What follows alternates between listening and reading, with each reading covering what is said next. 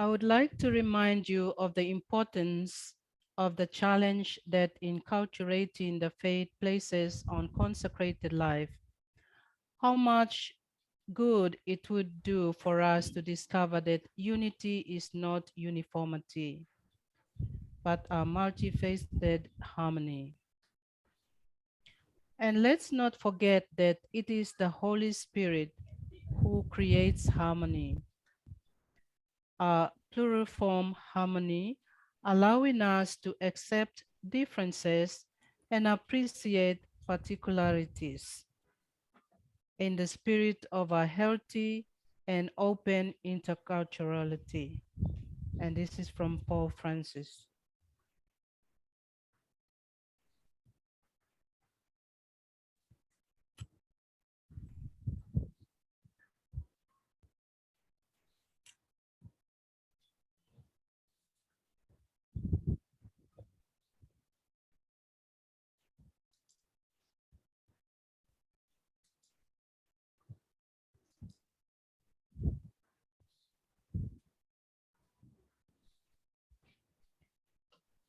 Glory to God, whose power working in us can do infinitely more than we can ask or imagine. Amen.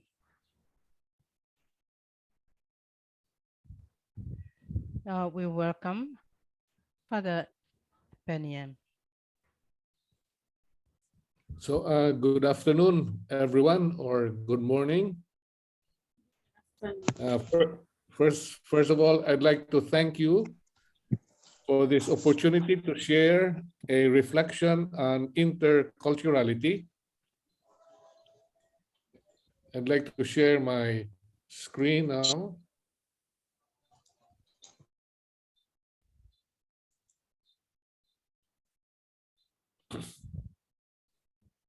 So thank you for this opportunity to share.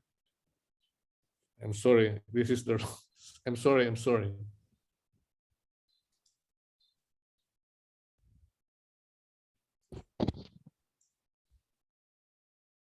So thank you for this opportunity to share a reflection on interculturality. And I would like to reflect on this topic in two steps. First, in the first session, I would like to explore the notion of interculturality. And then in the second session, I'd like to speak about intercultural living, or how to build intercultural communities. And so for this first session, regarding the notion of interculturality, I would like to divide our reflection into three parts. First, the phenomenon of multiculturality, which is the context of interculturality, and then the theological significance of multiculturality, and then finally, the notion of interculturality. And then I will conclude this first session by sharing three personal experiences of interculturality. And so let's begin. The phenomenon of multiculturality. The current intercultural life and mission among religious congregations is a response to the phenomenon of multiculturality, a reality that is verifiable in the world, in the church, and in many religious congregations. Basically, multiculturality is the phenomenon whereby various cultures coexist in the same society or community. And today, more and more, this is true of our world, our church, and many of our religious congregations. So first, multiculturality in today's world. One of the characteristics of our globalized world is the phenomenon of the growing multiculturality of our cities. As we know, Globalization refers to the world being experienced as a global village. And basically, this is the result of the revolution brought about by the epoch-making developments in the information, communication, and transportation technology. Distances are cut down drastically. Peoples and places are linked to each other more easily. Living in the world now seems like living in a village. And so the expression global village or the world as a village. And so globalization may be defined as the contraction, the compression of time and space, resulting in the growing interdependence of peoples of diverse nations and cultures. Now, a factor contributing to globalization and is itself a result of globalization is international migration. International migration refers to the massive movement of peoples around the world. At the turn of the millennium, the year 2000, it was estimated that there were about 150 million international migrants, and that was 1 out of every 50 persons. 1 out of every 50 person was a person on the move, an international migrant. Similarly, it was estimated that there were about 50 million refugees or forced migrants, and that was 1 out of every 120 persons. And this was in the year 2000. By the year 2014, a little more than a decade into the new millennium, the number of people on the move had increased to about 214 million people, which is about 1 out of every 33 persons. In the year 2015, it was estimated that a total of 244 million people worldwide resided in a country other than their country of birth. In other words, migrants. And this was almost 100 million more than in 1990, when the number was 153 million, and over 3 times more than the estimated number in 1970, which was 84 million.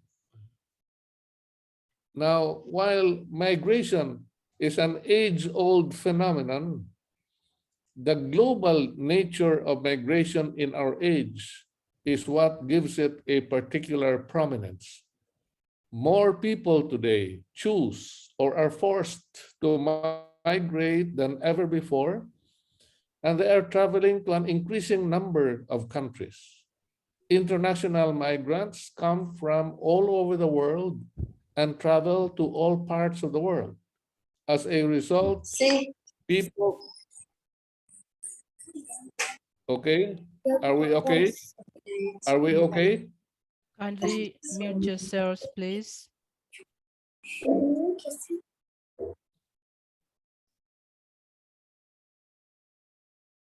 And so more people today choose or are forced to migrate than ever before, and they are traveling to an increasing number of countries.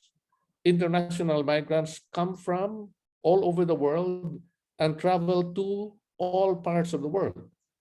As a result, people from different cultures not only are in much closer contact today, oftentimes they are forced to live alongside each other. Many of the world's cities today are inhabited by widely diverse cultural groups, and this has radically changing the face of our cities. We are witnessing now a multicultural world. Now, multiculturality is a phenomenon not only in the world, but also in our church. And this is largely due to the fact that since Vatican II, the Catholic Church has become a world church or a global church. Vatican II is generally considered as a turning point in the history of the Catholic Church. Before Vatican II, the church was shaped largely by only one culture, that is, the European culture. The church was, for all practical purposes, European in its theology, structure, and pastoral practice. And this church, in its European shape, was exported to the so-called mission churches in other parts of the world. And so what was done in Europe was simply copied and replicated with slight adjustments in Latin America, Africa, Asia, Oceania. And so in a general sense, the pre-Vatican II church was a homogeneous monocultural church. Only one culture shaped its self-understanding and pastoral practice. Now, Karl Rahner, one of the greatest theologians of the past century, believes that the Second Vatican Council represents the emergence of the Catholic Church as a world church. According to Rahner, at Vatican II, for the first time in history, the church was experienced as a truly world church. While at Vatican I in 1870, there were representatives of the episcopal sees of Asia and Africa. These were missionary bishops of European and American origin. At this time, there was yet no indigenous episcopate anywhere in the church. It was different at Vatican II. At Vatican II, the episcopal sees of Asia and Africa were represented by native-born bishops. And even if small in number in comparison to the European brothers, still they were present and they fully participated in the decision-making process of the church. And so at Vatican II, the church was experienced as a truly world church with a world episcopate acting in consonance with the supreme pontiff. Rahner considers this an epoch-making event equal in importance to only one other epoch-making transition in the history of the church, namely the transition from Jewish to Gentile Christianity. At Vatican II, the transition was from Western or European to world Christianity. Vatican II therefore opened a new period in church history. According to Karl Rahner, we can speak of three periods in church history. First, the period of Jewish Christianity from around 30 to 100 AD. And then the period of Gentile Christianity, which eventually became Western Christianity from the 100s to the 1950s. And then finally, with Vatican II, the period of world Christianity from 1960 to the present. And so at Vatican II, the church was no longer the church of the West with its American spheres of influence and its exports to Asia and Africa.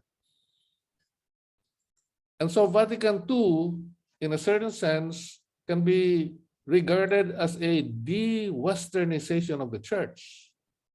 While before Vatican II, there was an identification of the Christian and the Western in such a way that what was Christian was Western and what was Western was Christian.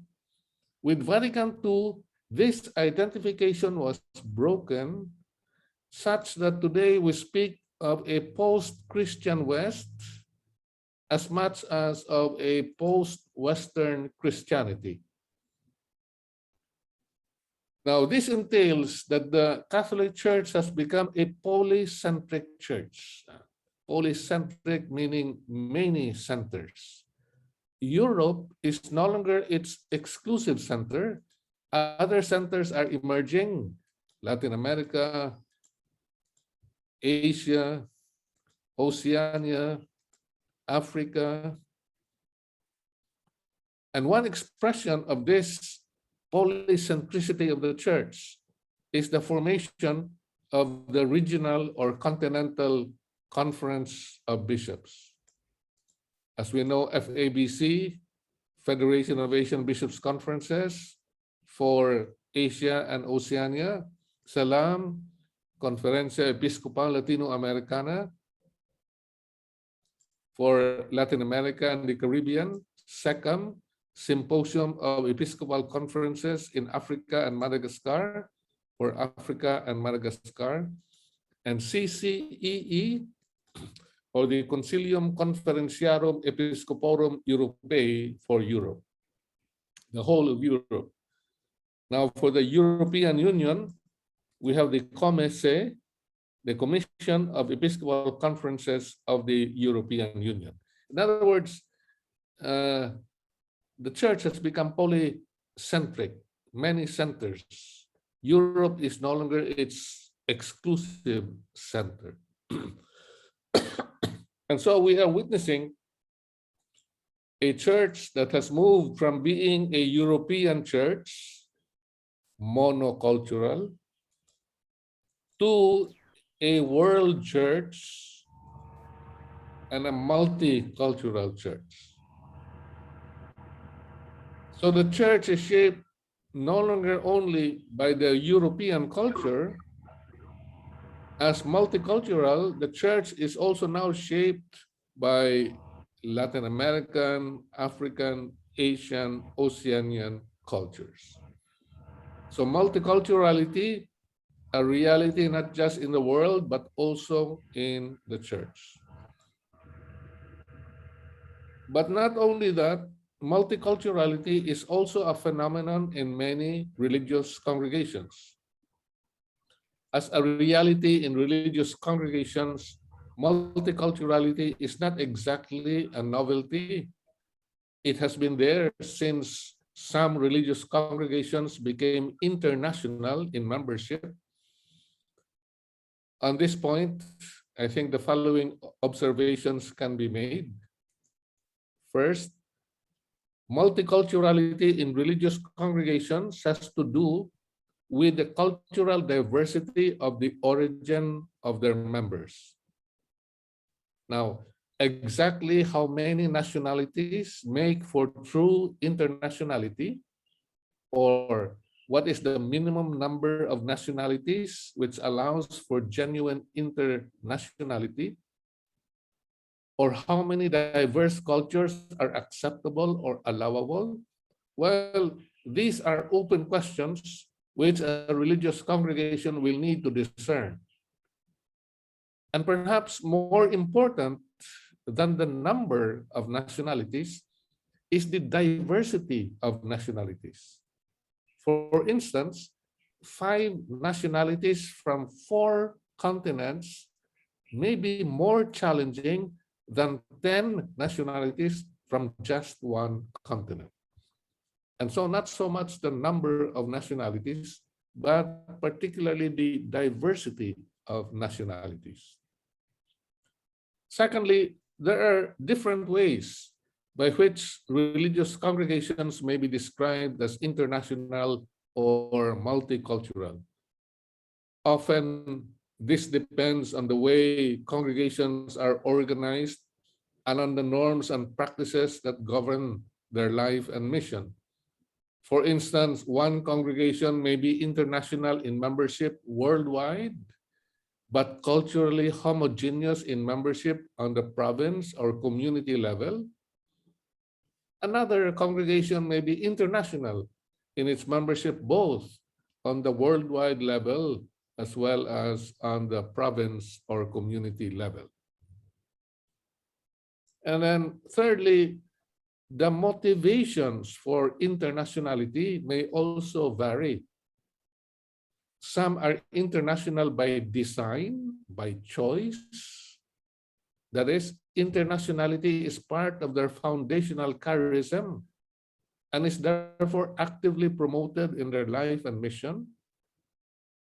Others are international by accident, as when a congregation with members from only one nationality finds itself in a mission area, and members of the indigenous population begin to ask to be admitted to the congregation.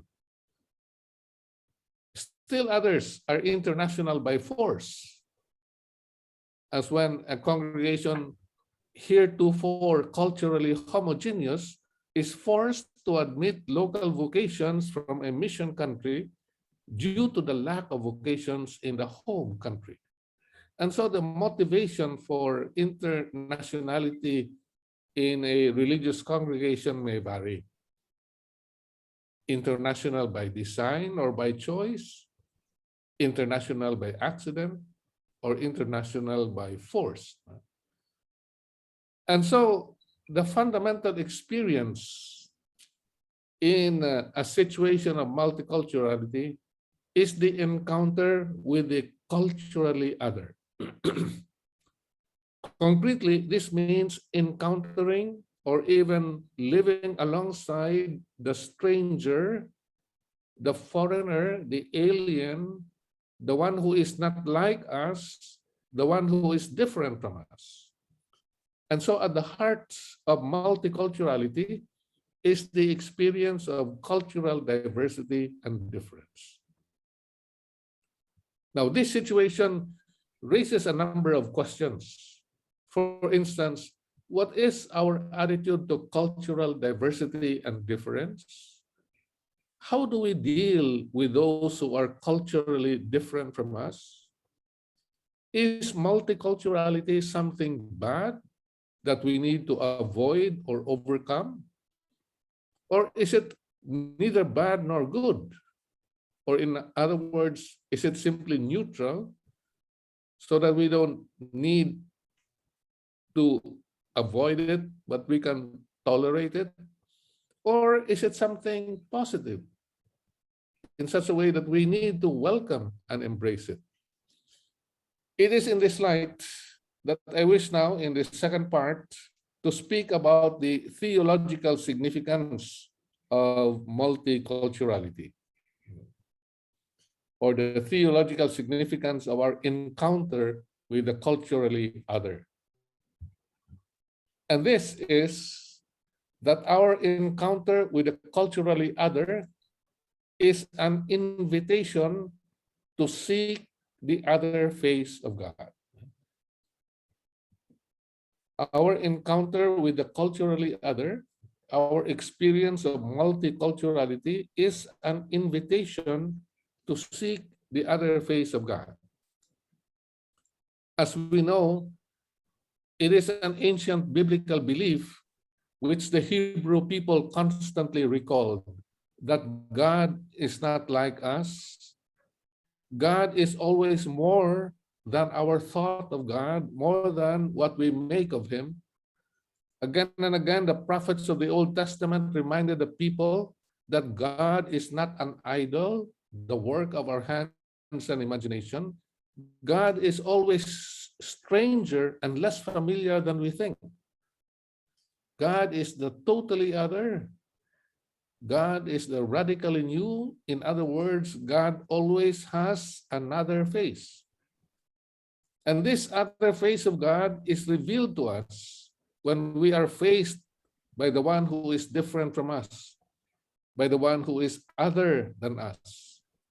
It is when we come face to face with the culturally other that we get a glimpse of the other face of God. And this other face of God summons us to newness. Summons us to newness. As St. Augustine once wrote, God is nearer to me than I am to myself, but different enough to make me more than myself. The invitation of the culturally other is to reflect on the mystery that draws us from the familiar face of God to the other face of God, which summons us to become more than ourselves. The mystery that moves us from our customary experience of God to an encounter with God who is different enough to call us to a different way of being. The mystery of how the culturally other, if we stay long enough with them, can lead us to a new sense of the nearness of God. And this capacity to see the other face of God is a particular need in today's world, where the general tendency is to enfold what is different into what is familiar. The temptation is to create an image of God who is familiar. The temptation is to create an image of God who is friendly and familiar, a God who is like us, and this becomes a domesticated, a manageable God, one who can be called upon for all kinds of personal and political solace. Such a God is thoroughly predictable and totally lacking in surprises, a God who can be called upon to guard us from those who are not like us, to protect us from strangers. Indeed, we live in a world where we fear strangers. Strangers are a threat to us. Strangers are a danger to our security. So we tell our children not to talk to strangers. But unless we allow the stranger to face us, we will never see the other face of God. Unless we come face to face with a stranger, we will never experience the about face so necessary for us to hear God's call to a different way of being and God's summons for us to become more than ourselves. I'd like to illustrate this with a biblical story, namely the story of the stranger on the road to Emmaus, which we find in the Gospel of Luke, chapter 24, verses 13 to 34. So as the last chapter of the Gospel of Luke narrates it, toward the evening of the day of the resurrection, two of the disciples of Jesus were making their way from Jerusalem to Emmaus. They were conversing about the things that had happened the previous days. Disappointment and discouragement were written large on their faces. They looked sad, the gospel tells us. Their dreams were shattered. Their hopes were crushed. Their master had died an ignominious death on the cross. After all, there was nothing to the great dreams of their teacher. Everything had failed. It was all finished.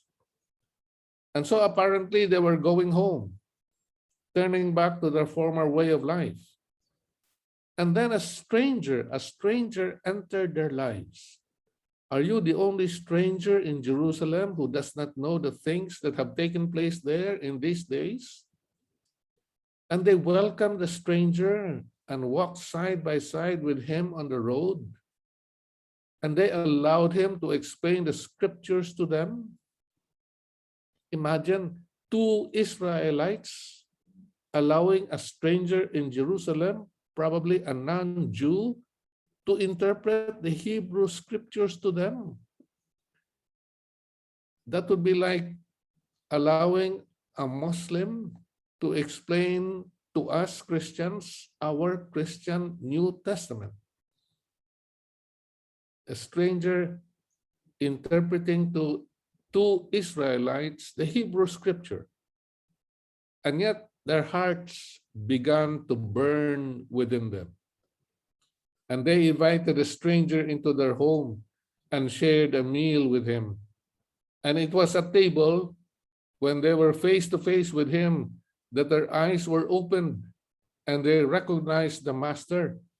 They saw the other face of Christ, not the familiar face of the earthly Jesus, but the unfamiliar face of the risen Lord. Until now, they had not met the risen Lord. The risen Lord was stranger to them, was unfamiliar to them. And it was then that they made an about face. That same hour, they got up and returned to Jerusalem and rejoined their companions. No, it had not ended. It was not finished. It had only just begun. A turn around from home in Emmaus to mission in Jerusalem, and from Jerusalem to the ends of the earth. And all because they allowed themselves to face and to be faced by a stranger. All because they accepted to walk side by side a stranger and stayed long enough with him to eventually be face to face with the stranger. This is what the culturally other does to us. That is, the culturally other puts us into contact with that part of ourselves, of our world, and of God, which we have not experienced before. Putting us into contact with that part of God, of the world, and of ourselves, which we have not experienced before. As Ronald Rolheiser puts it, in Scripture, God's promise, God's revelation, God's new truth are most often brought not through what is familiar or through those whom we know or who are like us, but through a stranger. God's promise, God's revelation comes to us not through what is familiar, but through a stranger. For instance, we see Sarah and Abraham receive the promise of a son not from a family member or a neighbor, but from a stranger who had wandered into their camp at night and to whom they had shown hospitality. Jacob meets God by wrestling with a stranger, another story in the book of Genesis, if you remember. And Christ in the crib is visited not by familiar Jewish rulers, but by the Magi, strange, unfamiliar foreign kings from the east. And in the parable of the Good Samaritan, the wounded man is helped not by his own kinsfolk or those who were of his own religion, but by a Samaritan, a stranger. And that is why with a stranger lies surprise, newness, new possibility, contact with that part of God and reality that we have never experienced before. And so the phenomenon of multiculturality should not be seen as a threat or a problem to be avoided or rejected. Rather, it should be regarded as a challenge and an opportunity, or in the words of Pope Francis, a privileged locus of the new evangelization.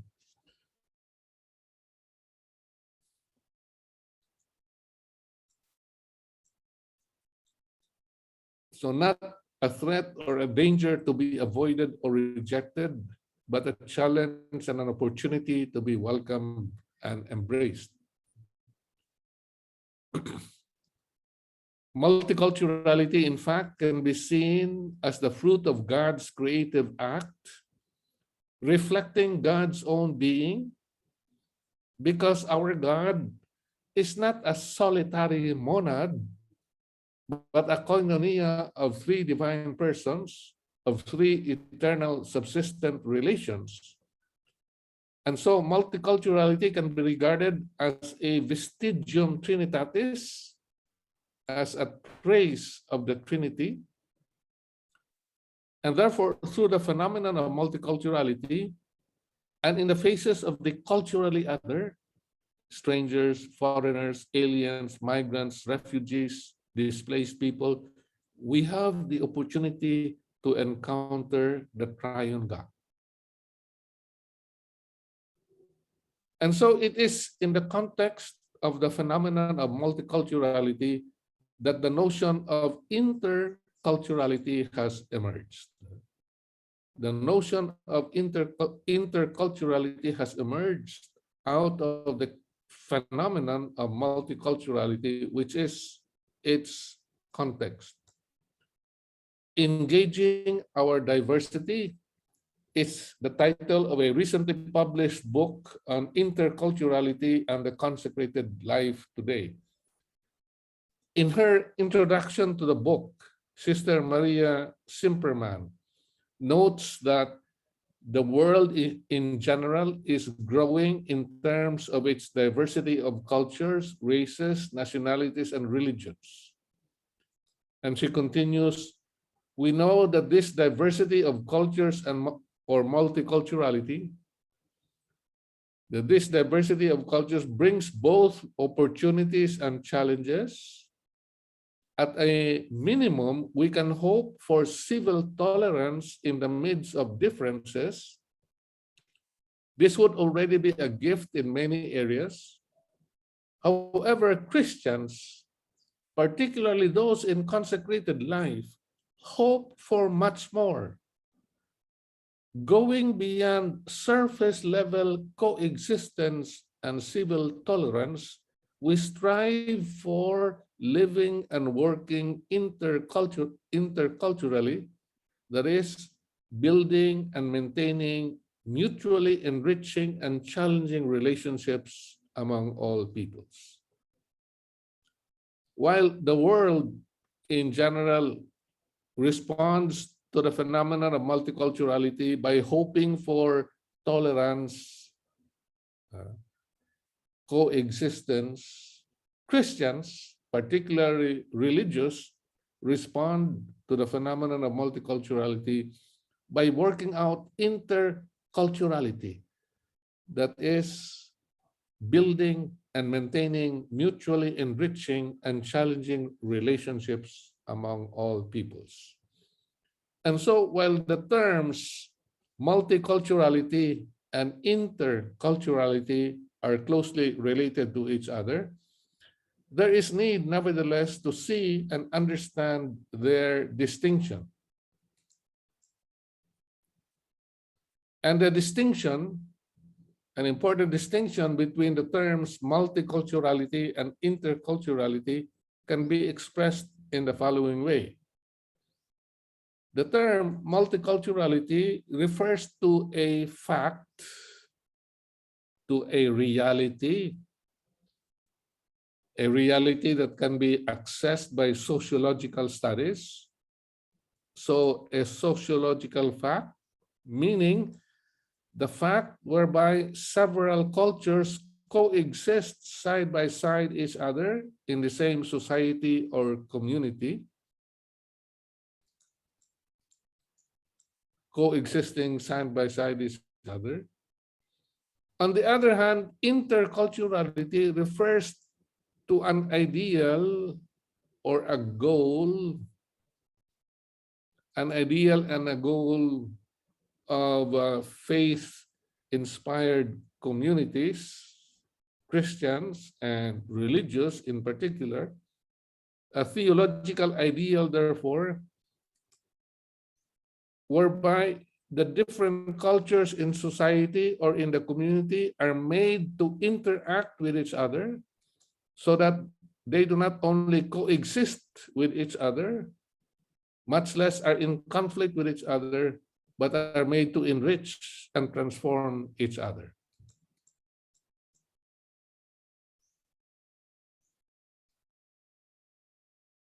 So, as a term, multiculturality refers simply to a sociological fact. Different cultures coexisting side by side each other. On the other hand, as a term, interculturality refers to a theological ideal, the mission of creating conditions whereby the different cultures in society are made to interact with each other in such a way that They do not only coexist with each other, much less are in conflict with each other, but are made to enrich and transform each other. Another way of explaining the distinction between these two terms is to put it in a diagram. This is multiculturality, one community or one society composed of several cultures, culture A, B, C, and D. But people are not committed to building a new integrated community. Each of the different cultures is only minimally affected by the other cultures. Each of the different cultures is at home in the community, but separately rather than together. On the other hand, interculturality is like this. People of different cultures interact with each other in such a way that each of the different cultures allows itself to be transformed and enriched by the other cultures. Thus, this is a situation where people of different cultures commit themselves to building an intercultural community, which then leads to a new culture, the intercultural community, culture E, intercultural community. The new culture is made up of elements of the different cultures which have been enriched and transformed by the interaction of the different cultures. Thus, the new culture is both old and new, familiar and unfamiliar. The transition from mere multiculturality to genuine interculturality is the goal of mission in a multicultural age. It is likewise the goal of intercultural living. In the light of this distinction, interculturality may therefore be defined as the sustained interaction of people of different cultural backgrounds, leading to the transformation and enrichment of each one and everyone. As such, interculturality is the Christian response to the phenomenon of the growing multiculturality of our globalized world. And in the forefront of this response are religious congregations which today seek to promote intercultural living and mission. Now, understood in this way, interculturality presupposes some essential attitudes. Of the many, three are fundamental. Three essential attitudes for interculturality. First, the recognition of other cultures. Secondly, respect for cultural difference. And third, the promotion of interaction among the cultures. Briefly now, a word on each of these. Recognition of other cultures. This is the attitude of recognizing minority cultures and allowing them to be visible in the community. In a multicultural context, there will always be the phenomenon of a dominant culture and a minority culture, or the culture of the dominant group and the cultures of the minority groups. And the temptation is always to ignore or disregard the minority cultures and to expect that the minority groups conform to the ways of the dominant group. Now, genuine interculturality will pay special attention to the cultures of the minority groups and recognize their presence and role in the community. And this will require that elements of the minority cultures are allowed to be used for certain community activities such as meals, worship, recreation, prayer. Recognizing other cultures.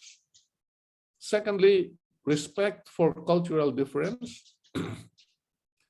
Now, this is the attitude of allowing the different to be different, and therefore avoiding any attempt to level off cultural differences by subsuming minority cultures into the dominant culture. Again, in a multicultural context, the experience of differences can create an uncomfortable feeling among the members. And there is often the temptation to do away with differences by expecting that those who are different adjust and adopt the ways of the dominant group. And so in the search for unity, there is the unconscious attempt to subsume minority groups into the dominant group. Now, genuine interculturality will respect differences and eventually lead individuals to feel comfortable with diversity. To feel comfortable with diversity. This will mean that the search for unity will be based not on unity as uniformity, but on unity as unity in diversity. And thirdly, the promotion of cultural interaction among the cultures.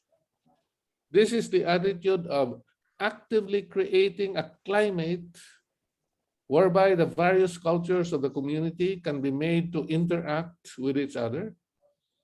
And this is where the distinction between multiculturality and interculturality comes in. As we saw, multiculturality refers merely to the situation whereby a variety of cultures coexist in the community. Interculturality, on the other hand, refers to a situation whereby the variety of cultures in a community are made to interact with each other. And this requires the openness of each culture to be enriched and transformed by the others, and so the openness to change.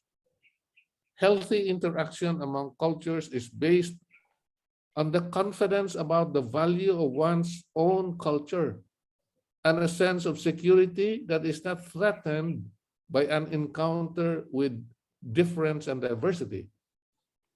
In this way, each individual member, as well as the entire community, is enriched by the interaction of their different cultures.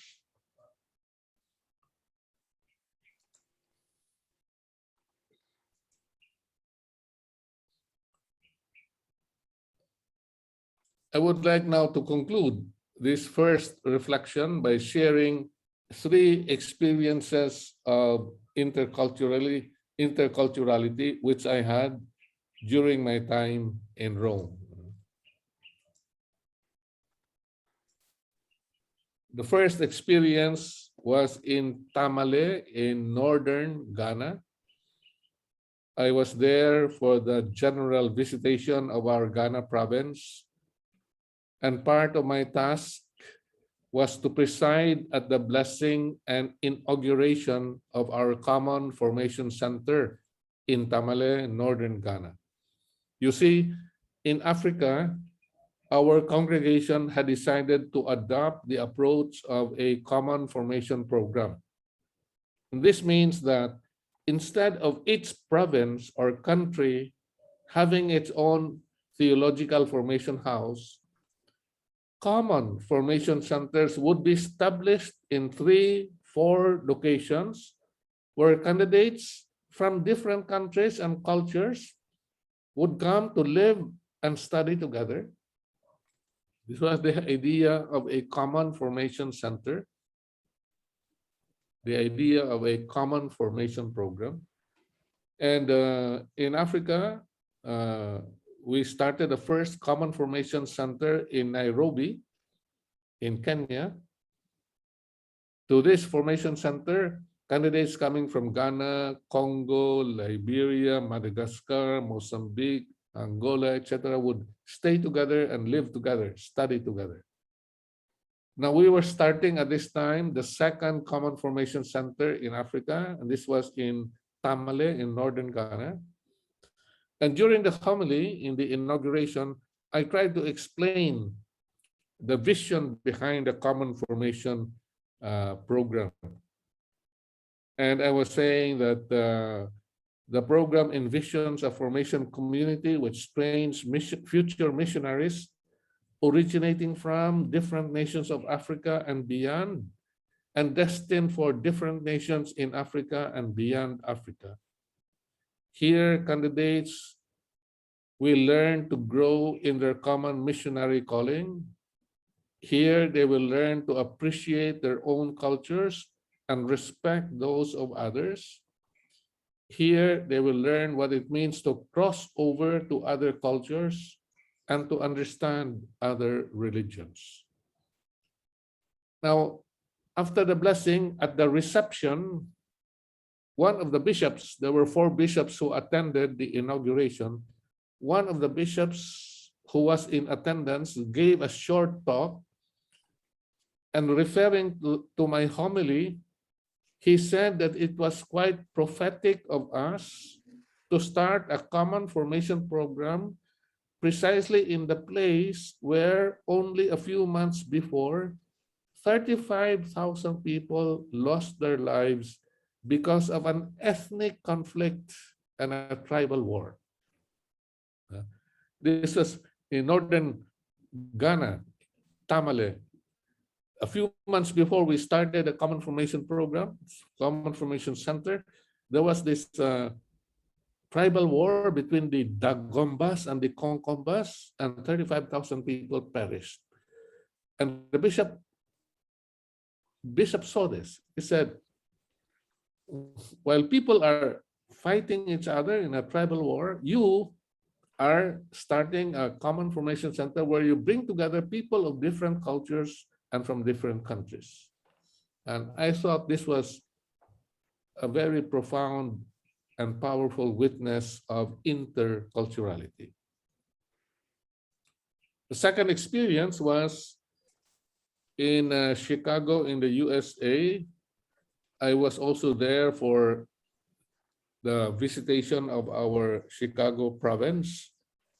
And this included a visit to our theologate in Chicago. At that time, our theologate had 4, and they were divided into 4 smaller communities of 10. Now, one morning during my visit, I joined one of the small communities for prayer and breakfast. While we were at prayer for about 30 minutes, I did not notice it at all. In fact, no one seemed to have noticed. It was only when we were seated for breakfast that I noticed that there were 10 of us from 10 different nationalities. There were 10 of us from 10 different nationalities. And for me, it was a beautiful experience of our differences not being noticed, and when they were, of them not making any difference at all. When differences are not noticed, and if they are noticed, of our difference not making any difference at all. Again, another profound experience of interculturality. The third experience was in Buenos Aires in Argentina.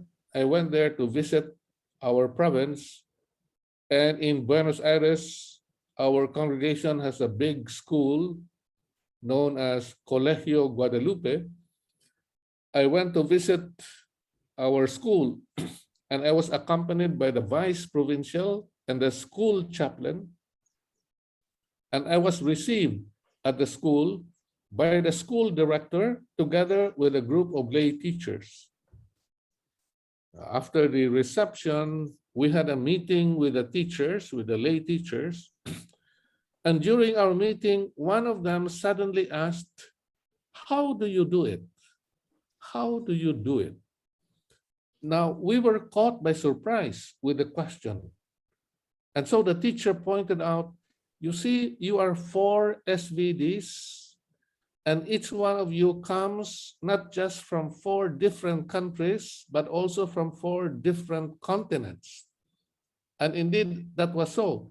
The vice provincial was European from Spain. The school chaplain was African from the Congo. The school director was Latin American from Argentina. And I was Asian from the Philippines. At this, one of us simply said, "Well, that is how we are. We are different, but one. We are brothers from diverse nations and languages." And I thought that was another powerful witness of interculturality. We are different but one. We are brothers from diverse nations and languages. One heart, many faces. So thank you, brothers and sisters, for listening. Thank you for your patience. Now I will exit and you can have your own program. We will resume for the second session at 3 o'clock.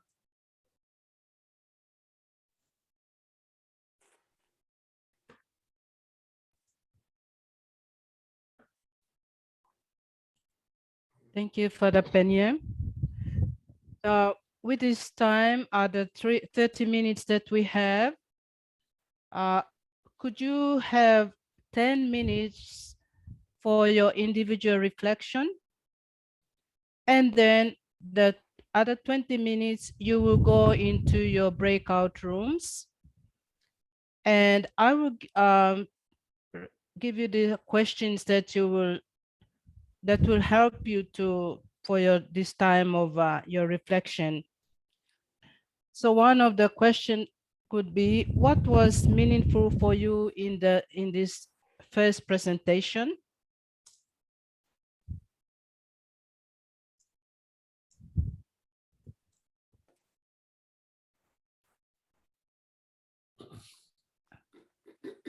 The other is, describe your experience of multiculturality and interculturality.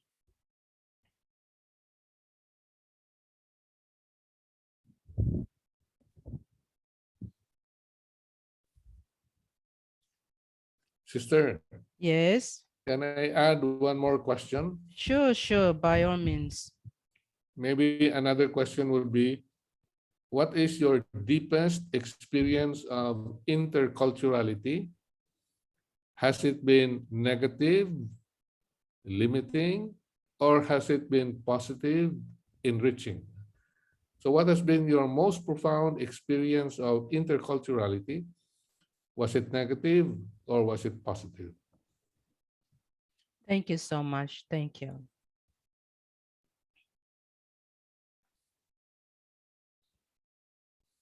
So we can begin your 10 minutes self-reflection now.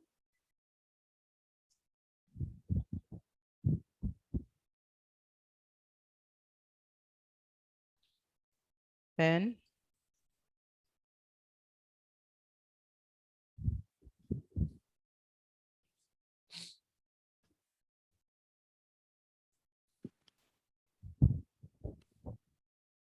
Sister Kathy, could you repeat the questions again?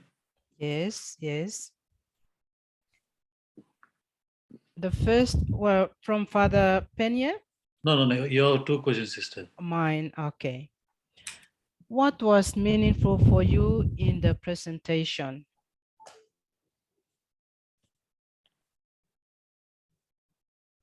Second one? The second one is, describe your experience of multiculturality and interculturality. I can also read Father Pernia's question if you want to. I did it. Yes, I did it, sister. I did it. I you wrote got it. it. Good. Thank you, sister. Okay, thanks. Thanks, Father John.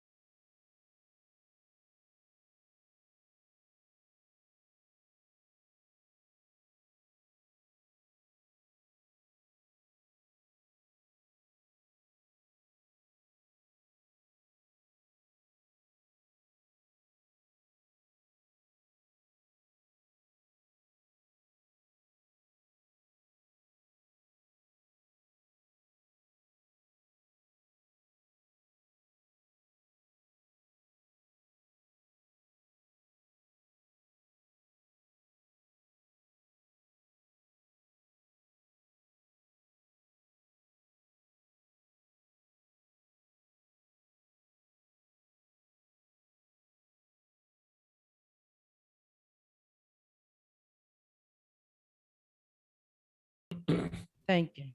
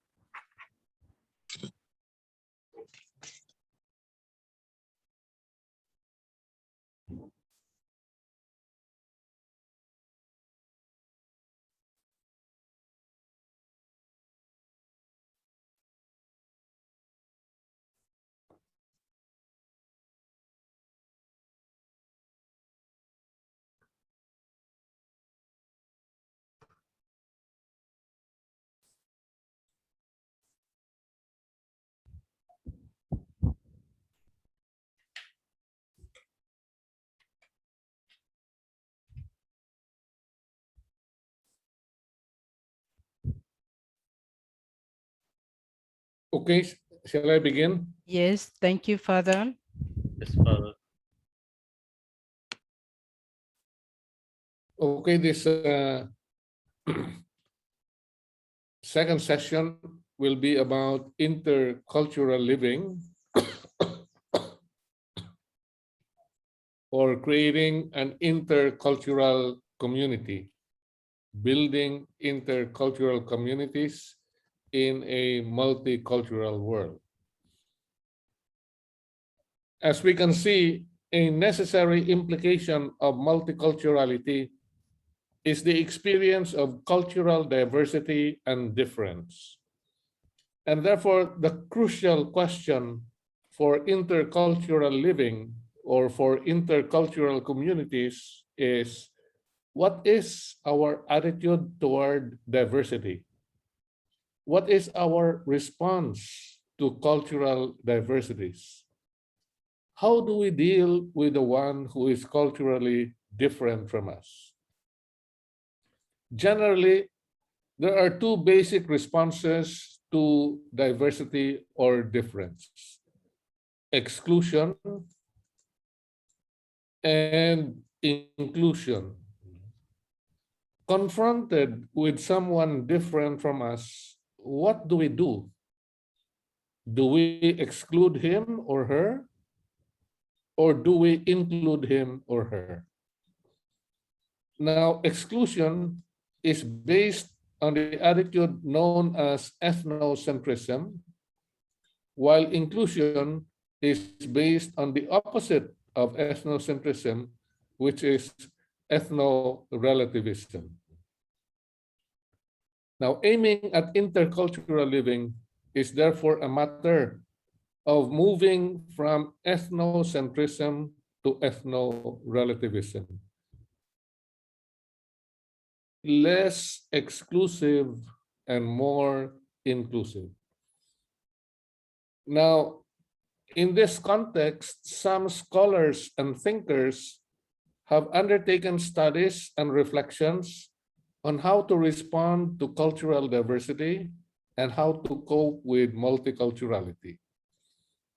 Among these scholars are Milton Bennett and Mitchell Hammer, who have developed the so-called Intercultural Development Continuum, or IDC, which is a model of mindsets, attitudes, and behaviors that influence how we relate to cultural, social, and other differences and similarities.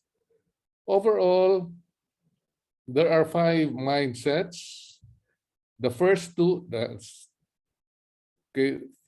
First, denial, then polarization, minimization, acceptance, and adaptation. The first two are ethnocentric, as one sees one's culture as central to reality. And moving up the scale, one becomes more and more ethno-relative in one's point of view.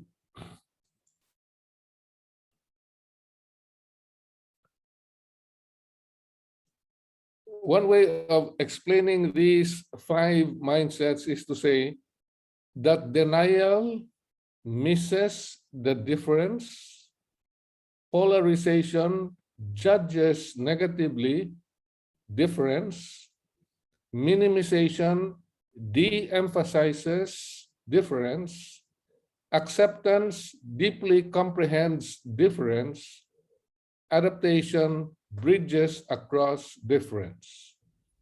So we move from monocultural mindsets towards intercultural mindsets, from denial, polarization, minimization, acceptance, and adaptation.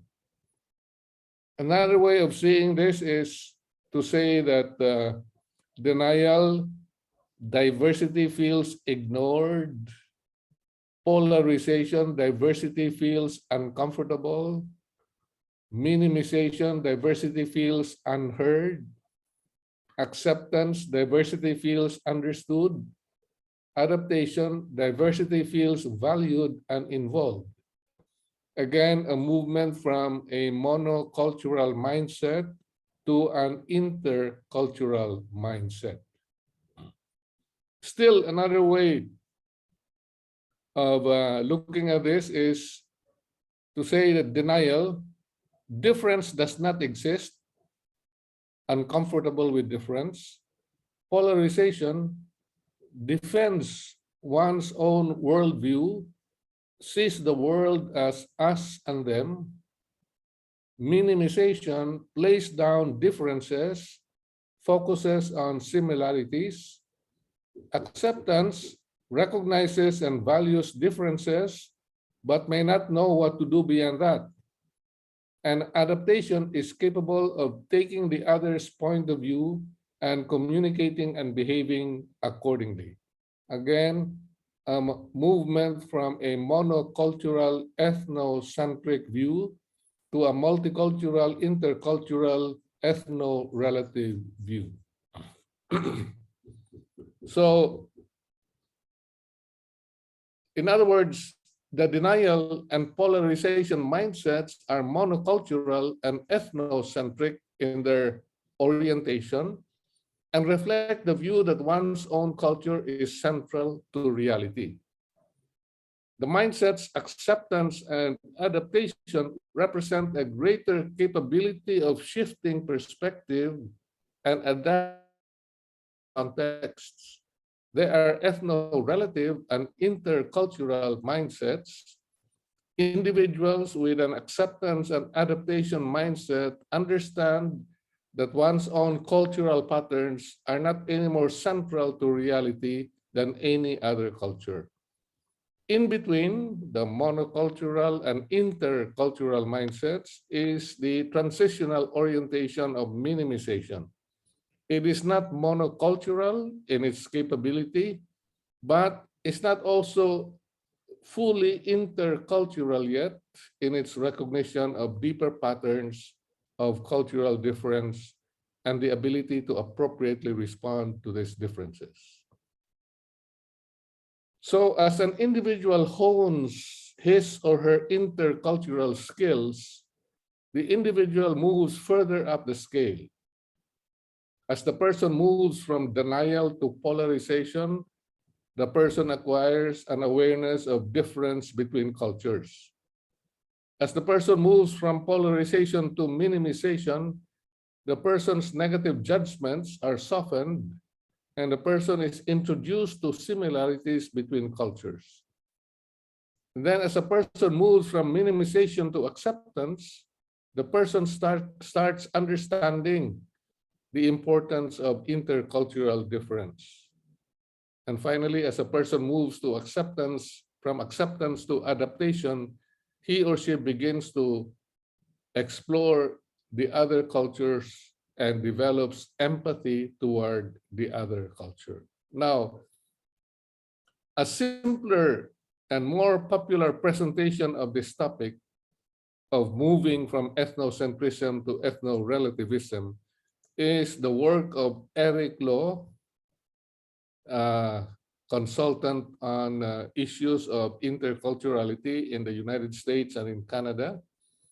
And in his book entitled "The Bush Was Blazing But Not Consumed," he deals precisely with this movement from ethnocentrism to ethno-relativism.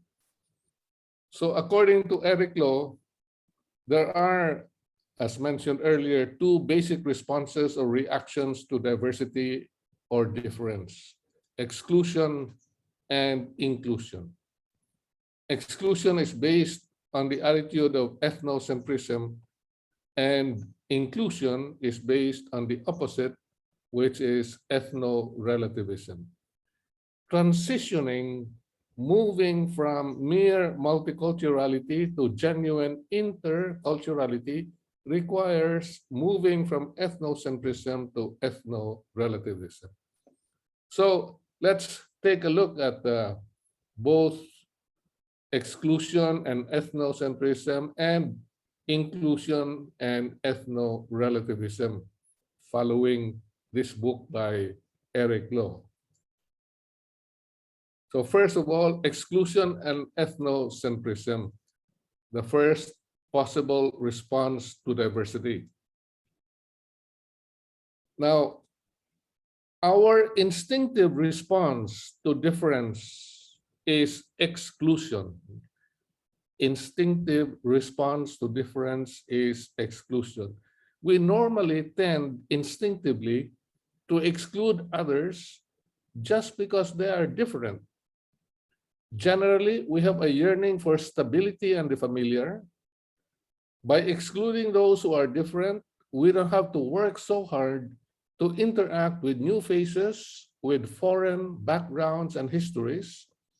In our comfortable group, we know all the rules, we know what to expect from each other, and we can be ourselves. Now, we usually presume that people who are different are a threat to the safety and stability of our community. In order to protect ourselves from this perceived threat, we often exclude others by insulating ourselves from them, by shutting others out, ostracizing them, rejecting them outright. We discriminate against them, we segregate, or worse yet, we consider them inferior or even infrahuman. Now, exclusion as a response to difference arises from the attitude known as ethnocentrism. Ethnocentrism is the assumption, often unconscious and innocent, that one's culture is better than or superior to those of the others. And so an ethnocentric person considers his or her culture as the center. And that is where we get the term ethnocentric. And therefore, an ethnocentric person looks at everything from the point of view of his or her culture. Now, there are several ways by which ethnocentrism can manifest itself. Let us take a look at some of them. First is to say difference does not exist. This is a denial that there are cultural differences. Like an American who goes to Japan and returns to the US telling everyone, oh, Japan is wonderful. It is just like America. It has McDonald's, Coca-Cola, and everybody speaks English there. People who live in isolation tend to see only what they want to see, often ignoring the most obvious differences. This reaction is similar to that of young children whose experience of difference is so limited that they don't see any. And if they do see any difference, they unconsciously ignore it and continue to believe that there is no difference. And so there is no difference. The others are just like me. And even worse yet, the other cultures are just an undeveloped copy or a distorted version of my culture. And this is ethnocentrism. My culture is always the point of reference. Another example is to say difference is confined to broad categories. Once in Rome, someone came to me and asked, "Do you know my friend John from China? You look just like him." But I replied, "But I'm not from China. I'm not Chinese. I am Filipino." And this person said, but Chinese, Filipino, Japanese, Vietnamese, what's the difference? They are all Asians. Now, people with this kind of reaction to difference cannot distinguish the finer differences among large categories of people. When I was still in Rome, there is this association of superiors general, one for the women and one for the men. The men, the Union of Superiors General, they used to meet. I'm sure they continue to meet twice a year, once in May and then in November. In the May meeting, only the Superior General can attend. If a Superior General cannot attend, he cannot send a representative. And this was to force the Superior General to attend. But in the November meeting, a Superior General can bring along a member of his council so that members of the General Councils would become familiar with the workings of the USG, of the Union of Superiors General. Now, one November meeting, I attended the assembly of the USG, and I brought along Father Stanislaus Chindacase, a member of our General Council who was from Angola. And there at the meeting, I introduced him to a French Superior General.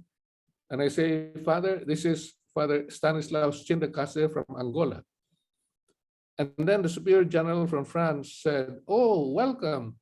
So you are from Africa?" And Father Stanislaus said, "No, I am from Angola." Because he said, "If you do not refer to yourself as European but French, why do you refer to me as African and not Angolan?" And so, relegating differences to the broad categories, European, Asians, African, Americans, and failing to see the particular differences, Liberians, and this is another instance of ethnocentrism. As one African-American woman wrote, "Growing up in the southern USA, there was only black and white. We had doctors with Jewish names, but we were not really conscious that they were in fact Jewish. There was a Mr. Rodriguez who owned a candy store, but because he was not white, we thought he was black. We went to school with Puerto Ricans whom we assumed to be black. Because our world was black and white, there were not these distinctions between Jews and Italians and Puerto Ricans. You were only either black or you were white." And so by putting people into broad categories, we acknowledge that there are different people in the world, but only at a minimal level. We feel safe when differences are perceived as general and not specific or particular. We feel that we are at a safe distance from differences. Another instance of ethnocentrism is to say, "You are different, therefore you are bad." This is an improvement of saying difference does not exist, because here differences are recognized, but differences are seen as a threat and therefore are judged negatively. Difference is bad. And what follows is usually the practice of stereotyping others and attributing to them undesirable characteristics. The Chinese are cheats, Americans are imperialists, Germans are dominating, Filipinos are lazy. And often this reaction is a natural reflex of our instinct to survive, a defense mechanism against the threat of differences. Still, another instance is to say it's okay for you to be different, but I am better. In this reaction, instead of putting down the one different from us, we emphasize the positive and superior qualities of our culture. This ethnocentric reaction is an attempt to make us feel secure by assuming that the culture of the other is inferior to ours. So we say Filipinos are hospitable, smiling, joyful, religious, Christian, Catholic, implicitly saying that Filipinos are better than others. Or Americans are democratic, technologically superior, economically advanced, again implicitly saying that Americans are better than others. Here, difference is recognized, but our way of doing things is assumed to be better. Now, affirmation of our strength is good and fine, but when we use our pride to assume superiority, implying that the ones different from us are inferior, then our pride becomes an ethnocentric reaction.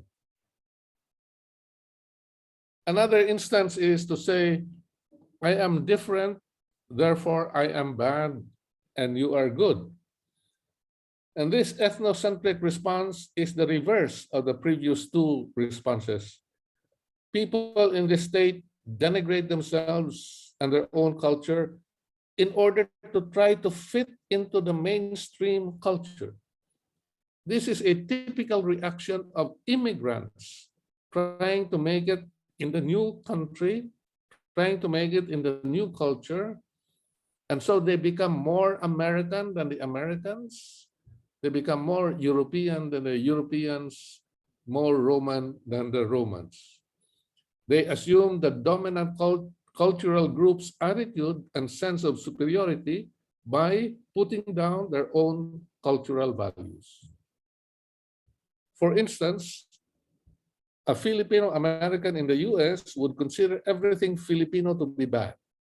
Black hair, dark skin, Malay face, dependence on family, and everything American to be good. English, individualism, competitiveness, independence. The sad thing here is that they may eventually lose altogether their Filipino identity, and no matter how they try, they will never be fully accepted by the mainstream culture. They will never be fully Americans. Still, another instance is to say, I know there are differences, but they are not important. This reaction emphasizes the commonalities and downplays the differences among groups. While people with this reaction may be genuine in their desire to get along with others by finding similarities between their culture and that of the others, they nevertheless are still attempting to preserve the centrality of their own worldview. The issue here is that if I want to accept only that part of you that is like me, similarity, I am ignoring the rest of you that is different from me. And I'm not treating you as a whole person. In other words, I want to see only that part of you that affirms my identity. Again, ethnocentrism. My culture is the point of reference. Now, this attitude is the hardest to address because we cannot really argue with somebody who says we are all human beings. Deep down, we are all really the same. Why are we wasting time talking about what divides us? Should we not be doing things that are common to us? Of course, this is true. And no one would disagree with this. And yet, this should never be used to cover up, to trivialize, or minimize real cultural differences among people. That would be adding insult to injury. It is already injurious that we are different. Disregarding our difference would be adding insult to that. And so there is some, instances of ethnocentrism. Let's go to the other side. Inclusion and ethno-relativism. The other possible response to diversity. So exclusion is our instinctive response to difference. Exclusion is far easier than inclusion. Exclusion is simple and less complicated. It is less demanding, less disconcerting, less painful. Once we reject the others, we don't have to deal with them anymore. We can go back to business as usual. No change, no worries, no hassle. It is clean. It requires little time, money, and energy. Inclusion, on the other hand, is complicated. It involves a great deal of thinking and listening. When we take into consideration the other's experiences, history, and feelings, inclusion requires that everyone readjust. It requires change. And once a group is embraced in our circle, we have to live with its members for an unspecified period of time, and that prospect can be very unsettling. Now, inclusion is based on the attitude which is opposite to ethnocentrism, and this is ethno-relativism. Ethno-relativism is the view which sees one's culture simply as different from and not as superior to or better than those of others. It is, in other words, a view which sees my culture not as the center, but simply as one among others, and therefore relative, ethno-relative. My culture is not the center, it is only one among many others, ethno-relativism. So, in what way does ethno-relativism manifest itself? What are instances of ethno-relativism? As we did with ethnocentrism, let's do the same thing with ethno-relativism. First is the willingness to live in the uncertainty of being non-judgmental. We normally are uncomfortable with uncertainty or indecision. When we abstain from judging, we do not make a decision and we remain in a state of uncertainty. When we judge, we make a decision and we enter the state of certainty. That is why we prefer to judge things or other persons. You know, John, the Gospel of John, chapter 8, verses 3 to 9, is the story of the woman caught. The scribes and the Pharisees judged the woman as a sinner according to the Mosaic law. Now, Jesus turns the situation around by asking the scribes and the Pharisees to look inward instead of outward. Let anyone among you who is without sin be the first to throw a stone at her. By looking inward, they moved from perceiving themselves as the righteous ones to realizing that they were also sinners. The English word respect comes from the Latin respectare, composed of the prefix re, which means again or back, and specta, the verb spectare, which means to look, to see. That is where we get our English word spectacles, no? Spectare. And so to respectare is to look back, to look again. Now, according to one interpretation of the gospel episode of the woman caught in adultery, Jesus' act of writing on the ground is seen as a moment of hesitation. Jesus does not jump to conclusions. He allows a moment in which the people are given a chance to have a second look, to look again, to respectare at the woman and at themselves. And indeed, the people looked again and they changed their minds about the woman. They went away and abandoned their condemnation of the woman. They looked again, they respectare, they respected the woman, and they began to see her in a new light. Not just a woman caught in adultery, but a daughter of Abraham needing compassion and forgiveness. And so rather than judging others so readily, we must instead create an environment that encourages the inward reflection through which we can see our real selves first, and then be sure to see the other relative to his or her cultural context. After looking inward and refusing to judge, we are then more ready to accept others who are different from us. Moreover, we also become curious about the values behind the other's behavior. Why is this different way of doing things so important to them?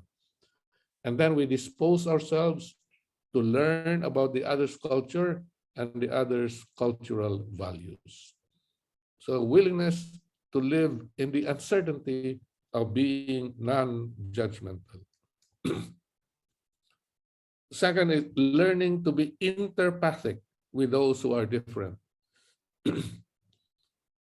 David Augsburger distinguishes between sympathy and empathy on the one hand, and interpathy on the other hand. He says that interpathy goes beyond sympathy and empathy. Now, both sympathy and empathy is an attempt to feel with the other by drawing on my experience of a situation similar to that of the other. Attempt to feel with the other by drawing on my experience of a situation similar to that of the other. In this case, the frame of reference is mine, my experience of a situation similar to that of the other. In interpathy, I temporarily step out of my frame of reference and enter into that of the other so that I can fully understand the other's feelings.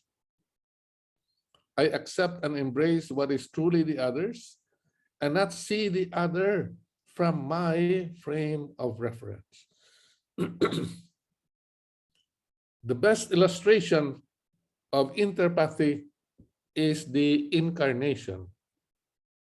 In the incarnation, God steps out of the divine frame of reference and enters into that of the human being. Through Jesus, God became committed to understand humanity only through the complete human frame of reference. Jesus' life was God's commitment to understand human beings on our human terms, not on God's terms.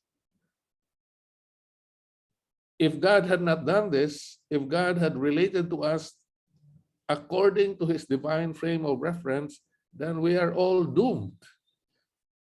Happily, God has chosen to deal with us according to our human frame of reference.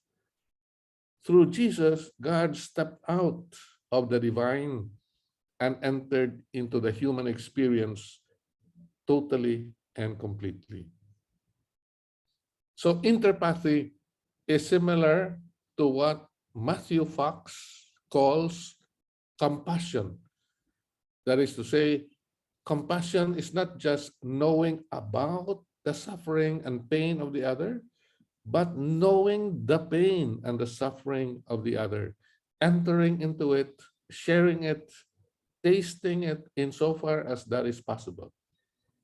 So interpathy can only happen when we enable people to go out of their frame of reference and enter into another worldview so that they can experience and know how others feel. Thirdly, commitment to cultural pluralism. Intercultural sensitivity requires the commitment to cultural pluralism, or the commitment to work through the existence of more than one cultural framework within the community. We must continuously affirm not only that there are cultural differences, but that often we need to navigate through more than just one culture in a community or group. In today's world, the infrastructure is no longer monoculturality, but multiculturality. And therefore, there needs to be a commitment to cultural pluralism, to the conviction that we should be navigating through more than just one cultural framework in a community or a group. Cultural sensitivity requires that we move from the assumption of monoculturality to multiculturality. Again, the mystery of the incarnation is God's commitment to cultural pluralism. Only that in this case, the two cultures are the divine and human natures. In a certain sense, Jesus had to navigate between the divine and human cultures or natures. The incarnation, as we know, is the assumption by the Son of God of the human nature without thereby losing his divine nature. In a certain sense, in the incarnation, God moved from monoculturalism to multiculturalism, moving from just the divine culture to also navigating through the human culture. Commitment to cultural pluralism. Fourth, learning to do contextual evaluation. Contextual evaluation is seeing and understanding a cultural item in the context of the culture to which it belongs. Seeing and understanding a cultural item in the context of the culture to which it belongs. Judging a cultural item from the perspective of a different culture leads to grossly misunderstanding that cultural item. For example, eating with one's hands. Eating with one's hands, when seen from the perspective of the European or American culture, this can appear to be rude, impolite, uncivilized, barbaric. But seen from the perspective of the culture to which it belongs, that is the Asian or the Filipino culture, then this could reveal an attitude of respect for nature and the things of nature. It could express the view about the sacredness of nature and the things we eat. And so we do not touch the food we eat with material implements like spoons and forks, but with something that is part of us, our hands.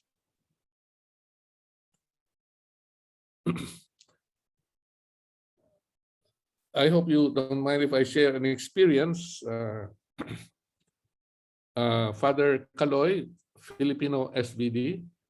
Father Reiner is a German SVD. Now, Father Rainer was announced to be arriving from Germany, and he actually arrived in Manila close to midnight. And that is why when he came to the community, nobody ever really met him or saw him. But the following morning, along the corridor going to the dining room, Father Kaloy meets Father Rainer. And Father Kaloy says, "Oh, you are the new confrere. What part of Germany do you come from?" And Father Rainer responds by saying, "What part of Germany do you know?" And so Father Kaloy was very offended. And he came to me and said, "He is so arrogant. He just arrived and he is already arrogant." And he said, "I was not really interested in knowing what part of Germany he came from. I just wanted to start a conversation with him."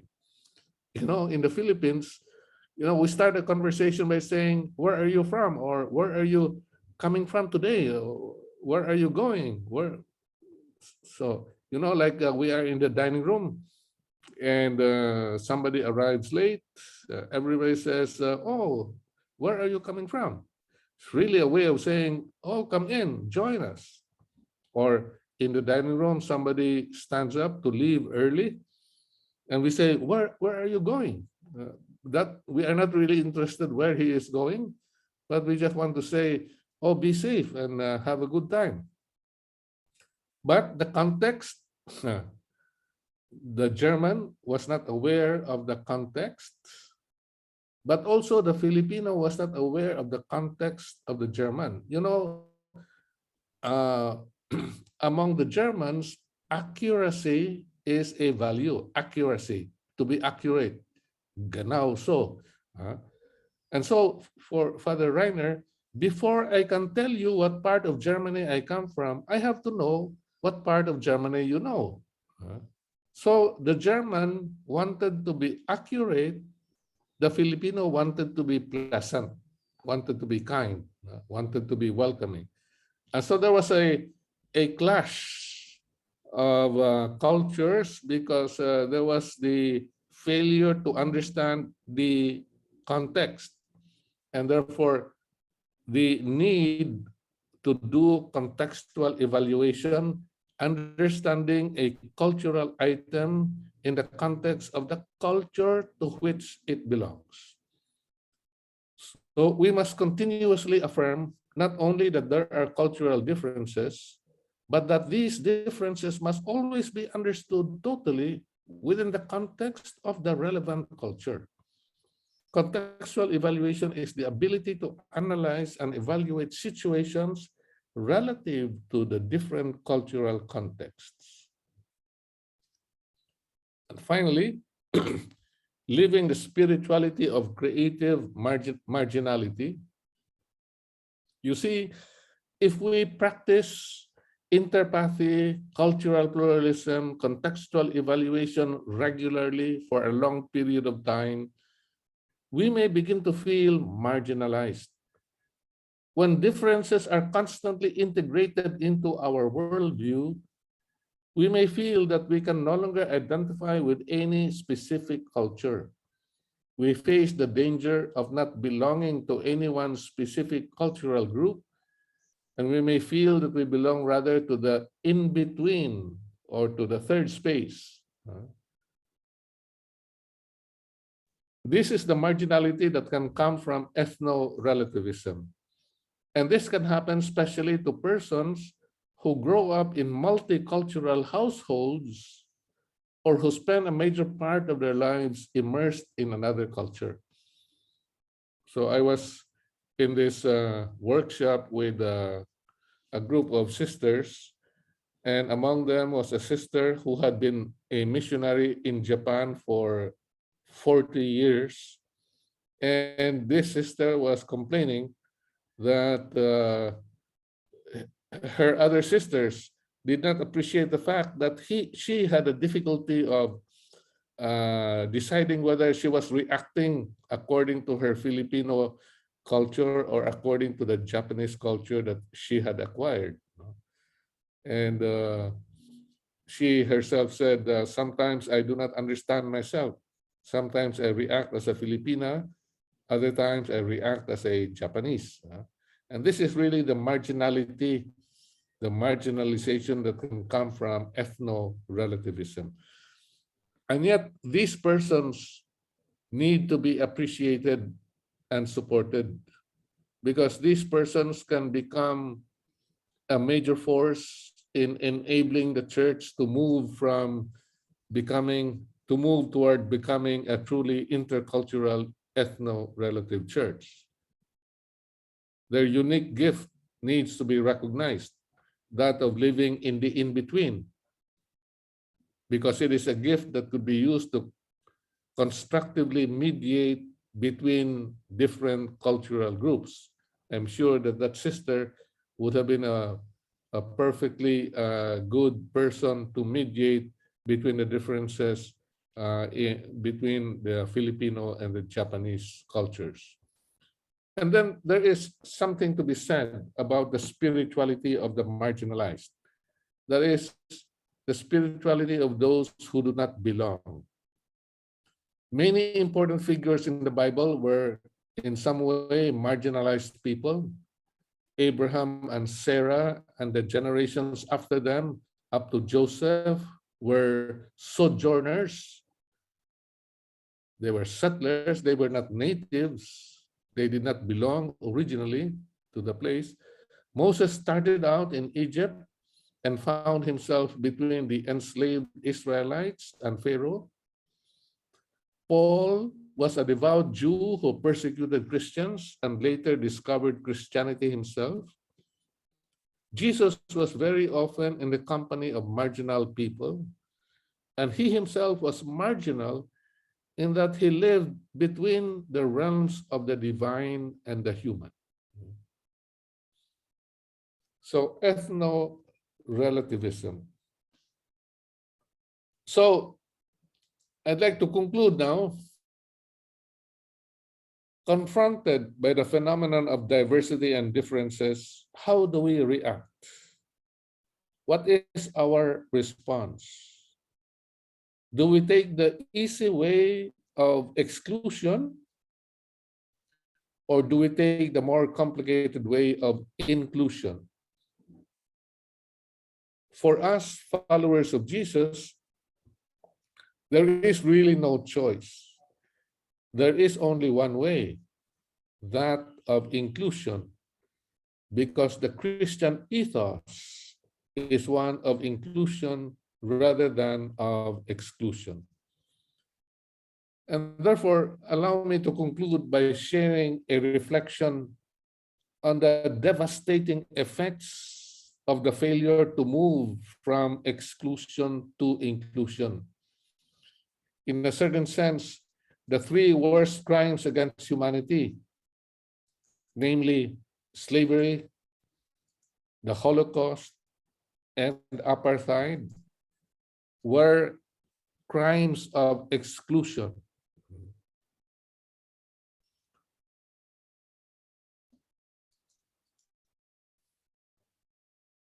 I went to our Ghana province in Africa for the general visitation.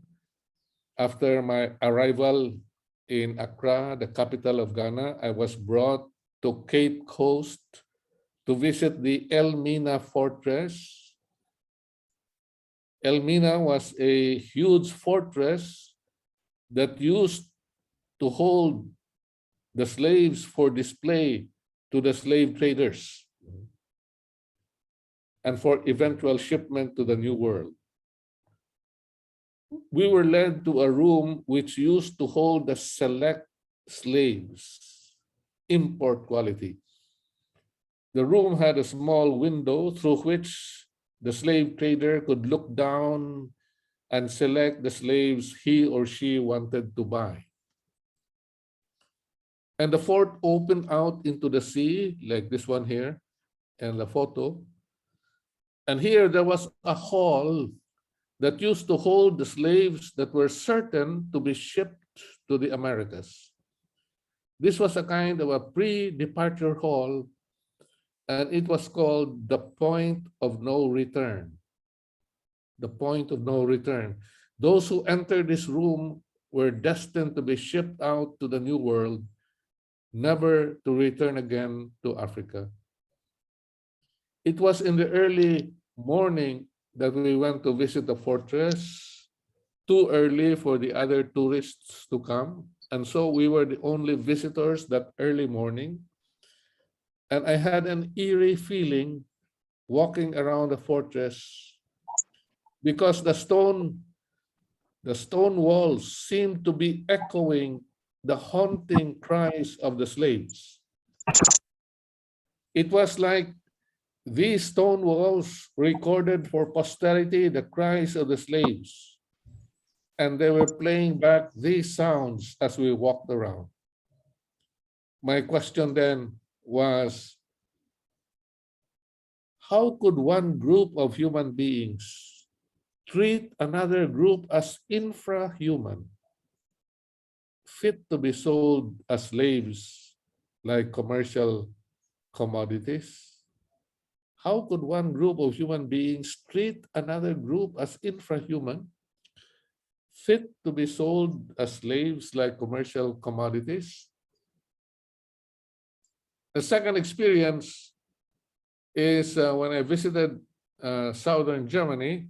I went to visit the Dachau concentration camp in Germany. After visiting the barracks where the prisoners were held, we were led to the shower rooms where prisoners condemned to extermination had to file through and stand underneath a shower of chemicals to render them easier to burn, faster to burn. Like this one. I remember standing under one of these showers and having a tingling sensation in my spine as I imagined what the prisoners must have felt when the cold chemicals touched their dried up, malnourished skin. In 1967, a Protestant church was built in the camp called the Church of Reconciliation. One characteristic of this church is that it is designed in such a way that there are no right angles. No right angles. And this design is meant to be a statement against the Nazi obsession with order and discipline, exemplified by the precise right angle placement of the barracks buildings in the camp. Again, the question that raced through my mind was, how could one group of human beings treat another group as infrahuman, fit to be exterminated from the face of the earth?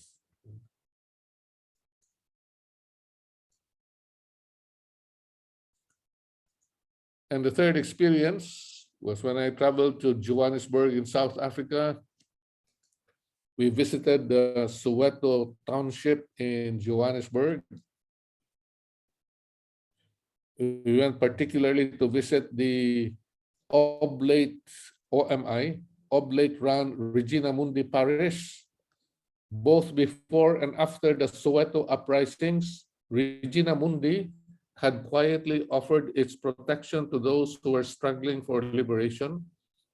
When political meetings were banned, people sought the safety of Regina Mundi to form their political strategies. What started out as church services often ended as political rallies. On June 16, 1976, when protesting students were fired at by the police on their way to Orlando Stadium, and Hector Peterson and many others were killed, the students fled for sanctuary to Regina Mundi. With buckets of water at the ready, they managed to douse the tear gas canisters thrown into the church by the police. But then the police stormed the church, firing live ammunition. Although no one was killed, many were injured and hurt, and the church's sacred symbols were damaged. During our visit, we still saw the broken marble altar the bullet holes in the ceilings and the walls, and the damaged figure of Christ. All these bearing testimony to this terrible attack. Looking at Christ without hands, the damaged figure of the crucified, my question was again about how one group of human beings could treat another group as infrahuman, fit to be excluded from human society. And so slavery, the Holocaust, apartheid, the three worst crimes against humanity, three extreme forms of exclusion. How can one group of human beings consider another group as infrahuman just because they are culturally different, just because they are not like me? Exclusion in daily life can seem innocent and harmless. We do them every day, little acts of exclusion here and there, failing to greet good morning to a confrere, a sister, a brother, or walking along the corridor and seeing somebody whom we do not like coming from the other side, we turn the corner so that we don't have to meet this confrere or brother or sister. So little acts of exclusion every day here and there. Exclusion can be innocent and harmless, but in the hands of certain individuals and groups, like the ancient slave traders or Adolf Hitler or the apartheid government, exclusion can be devastating. It can lead to genocide, ethnic cleansing, and the destruction of an entire people. We might be seeing something similar in the war in Ukraine. In Evangelii Gaudium, Pope Francis says the following about exclusion. He says, we have created a disposable culture which is now spreading. It is no longer simply about exploitation and oppression, but something new. Exclusion ultimately has to do with what it means to be a part of the society in which we live. Those excluded are no longer society's underside or its fringes or its disenfranchised. They are no longer even part of it. The excluded are not just the exploited, they are the outcast, they are the leftovers. Not just exploitation and oppression, but exclusion. Not just poor and exploited, but outcast and leftovers. Pope Francis at his general audience held when he was newly elected as Pope, held on October 2013, was quoted as having stated, we must include the excluded. And so in a world that is becoming more and more multicultural, international religious congregations, through a truly intercultural community life, can provide an important witness to what it means to transition from mere multiculturality to genuine interculturality. Cultural differences do not have to divide us or put us into conflict with one another. Indeed, cultural differences can enrich us and lead to harmony and unity. True intercultural communities can be an image of that universal gathering at the end time of people of every nation, race, tribe, and language, standing in front of the throne and in front of the Lamb, dressed in white robes, holding palm branches in their hands. So intercultural living, building intercultural communities towards promoting an intercultural church and shaping an intercultural world. So thank you for your patience. Thank you for listening.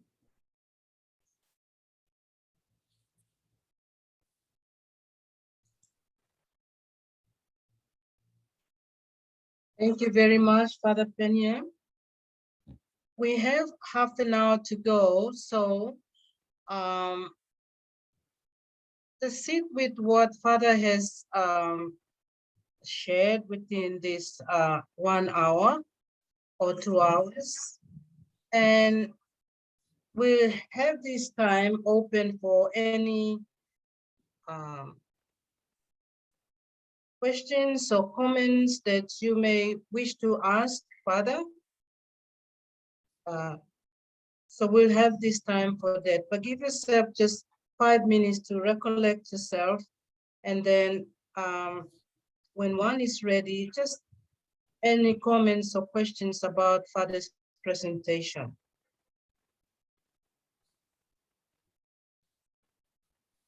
Thank you.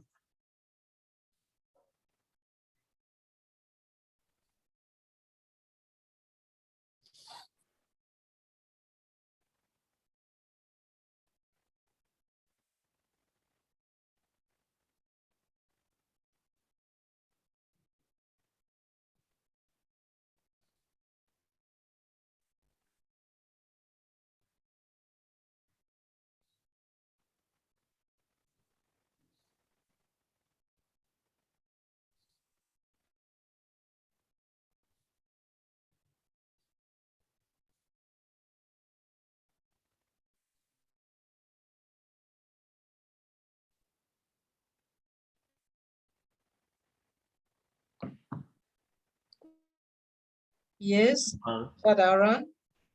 Father, when we are trying to cope up with the intercultural living,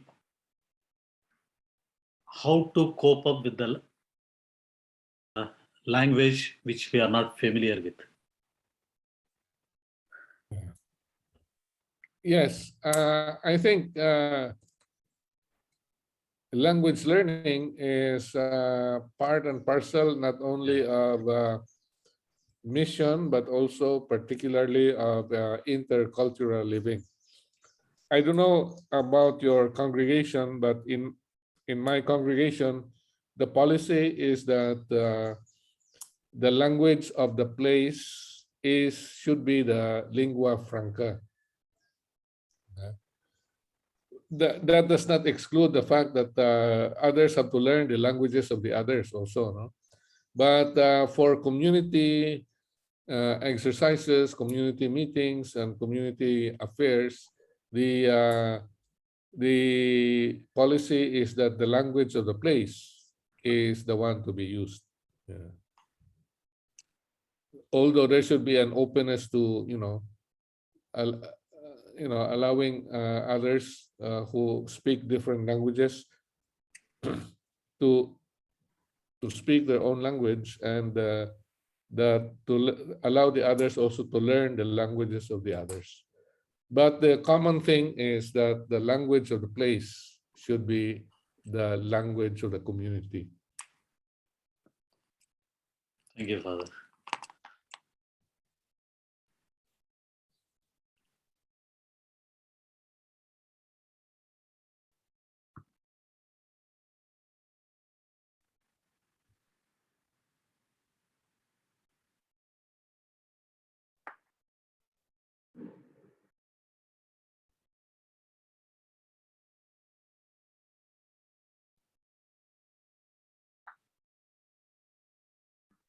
Miss Melly. Yes, first of all, thank you, Father, for the presentation. And I guess I just want one reaction I have. I live in I live in Rome, in our generally, so it's a multicultural community. At the moment, we're 6 of 5 nationalities. I guess it's a joke also, but we say, oh, real interculturality, it's a miracle now. Only God can make it happen, because in fact it's difficult. It's very difficult. One idea that struck me that you shared is this idea of interpathy, beyond sympathy, beyond empathy, and that it versus sympathy and empathy, your frame of reference is my experience. And with interpathy, we're asked to take the frame of reference of the other. As you were saying this, some experiences came to my mind and I thought, but if I have not had experienced the other's experience, I found it difficult to take the other's frame of reference. So it is like to move into interpathy. First, there must be sympathy or empathy. You know, like I was thinking. For example, one experience, why does she always react that way? Like, and then later, I thought to be in her position. And it's only from that time on could I genuinely say I am able to put my feet in her shoes. So it's that this idea of interpathy. I was thinking, can we avoid having as a frame of reference my own experience when from experience I have seen that without that previous experience, it is almost impossible to take that frame of reference. I don't know if I'm making myself clear. I think you're right, sister.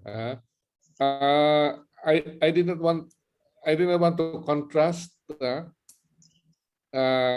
sympathy, empathy. I simply wanted to distinguish.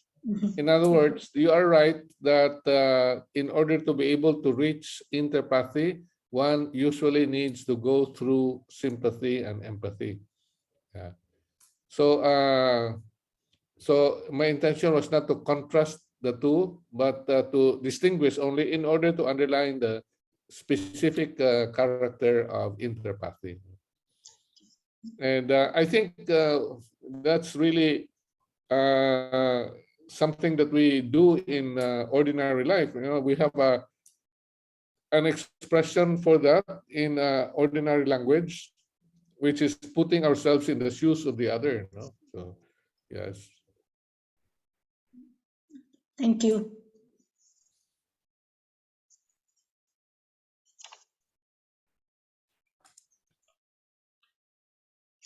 Robin. Yes, Robin. Sorry. Thank you, Kathy.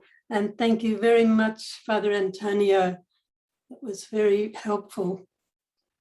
I liked it so much, but I thought, thinking of Jesus, that spirituality of creative marginality, the words, he had nowhere to lay his head. So there's the example for us, that living in between. I loved how you spoke about that, and so much more, Father Antonio. When you just one other thing, you talked about the movement from polarization, minimalization, acceptance, adaptation. On the adaptation one, I don't know, what would you think? It might be just a word that I'm not totally happy with, but and I think all that you said, I think I understand and agree with, but would you even stretch it more, not just to that beautiful word of respirare, that respect and that acceptance and all that you said in relation to the inclusive, but under adaptation, to even take it further to say, not as though, oh, this new culture is better than mine, or it's all so rosy, but to say like that there's a need, it's even more than a welcome, it's like a humility to be open to really not just to learn, but to be enriched and to grow from that interaction. maybe it's not saying anything different from what you've told us so beautifully. Yeah. Thank you so much, Father Antonio. Thank you, sister. I think you're right. Probably need to go beyond simply adaptation, not just to respect the other, but as you said, it's true, to be humble before the other so that we may be able to learn. And by learning, grow to become more than ourselves, as St. Augustine puts it. You know, we are in the season of Easter, and Easter always tells us about new life. And new life does not just refer to the very new life in the next life. I think the new life also refers to becoming more than ourselves in this world, no? Moving from one style of life to another, you know, moving from, as Pope Francis puts it, from our comfort zones to go beyond to the peripheries, he calls them, in order to be able to really express solidarity and oneness with those who are on the margins of society. Yeah. So, yeah. So thank you for your insight, sister. I think it adds a dimension to Thank you. adaptation. Thank you.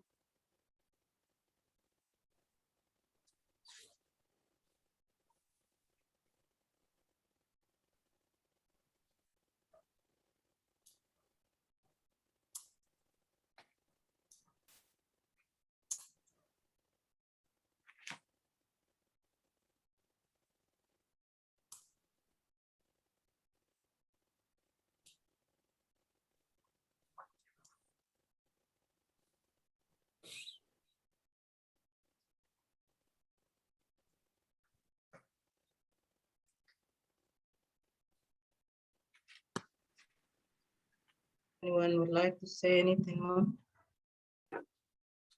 Yes, Father Ray. Unmute yourself.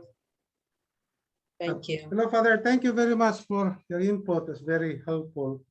I live here in Japan in an international community with Father Aaron. And I also work in a parish with an international community. So how international it is, we have many nationalities. We have the Japanese, this is of course the main parishioners.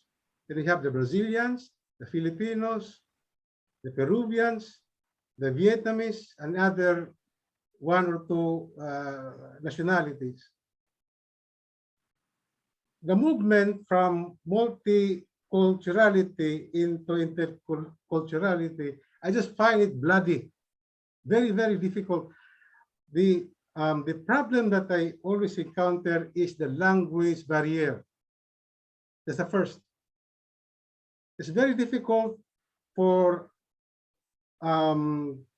people to communicate because, for instance, some nationalities, they don't like to study Japanese. And so they end up speaking their own language. Or some nationalities are just coming in, and so they cannot speak the Japanese. So always there's a clash. So even before we talk of culture, for me the most difficult is how to communicate, you know. That's why what I am doing right now is in my sermons, I do it, my mass is in Japanese, but after mass, I flash in my PowerPoint my English translation, my Portuguese translation, my Spanish translation, and my Vietnamese translation.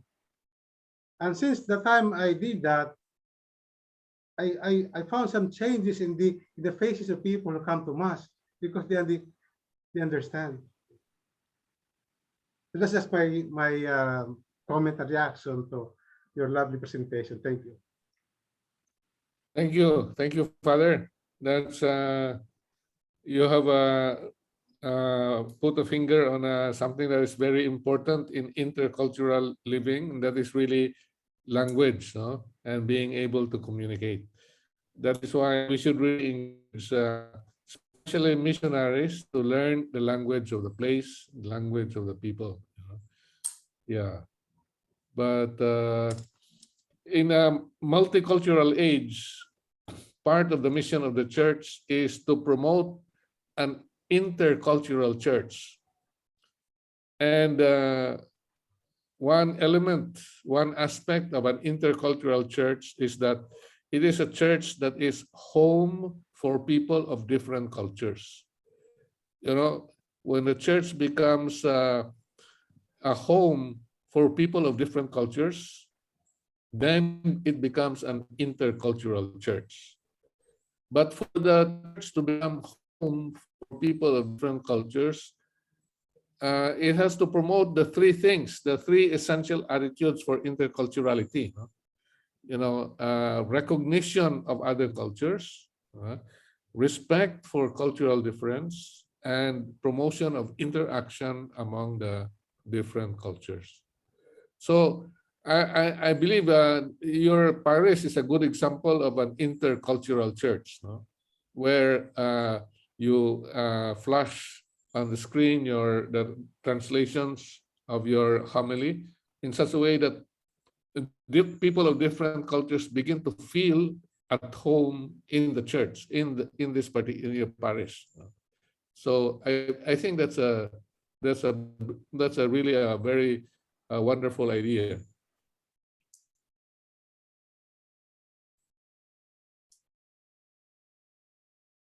Yeah.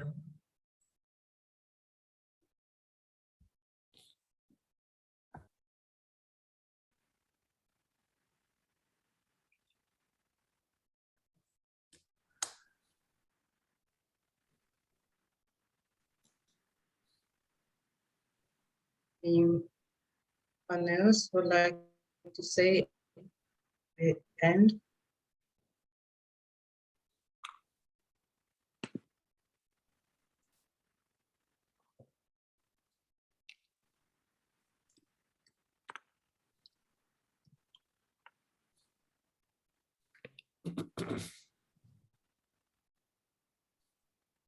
So probably that brings us to the conclusion of our day, and thank you so much for your participation. It's been lovely to see you all again. And I would like to sincerely thank Father Pernia for his profound and inspiring presentation.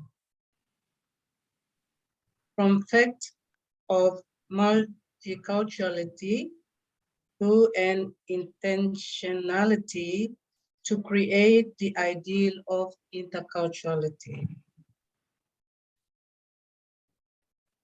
The theological significance of interculturality, the stranger as the other, bringing good news of life, enriching and bringing life to a higher level. Interculturality as participation in the mystery of the trace or vestige of the Trinity. To seek the face of God in the other. And Father, we thank you so much for your time to be with us, to present this wonderful presentation to us all. Thank you so much, Father.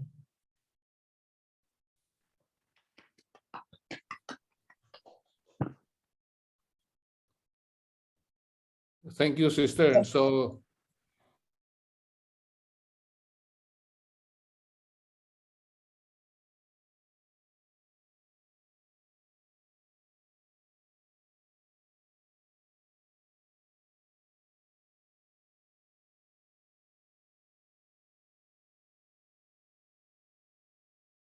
Thank Thank you. A lot, Thank Father. you. Okay.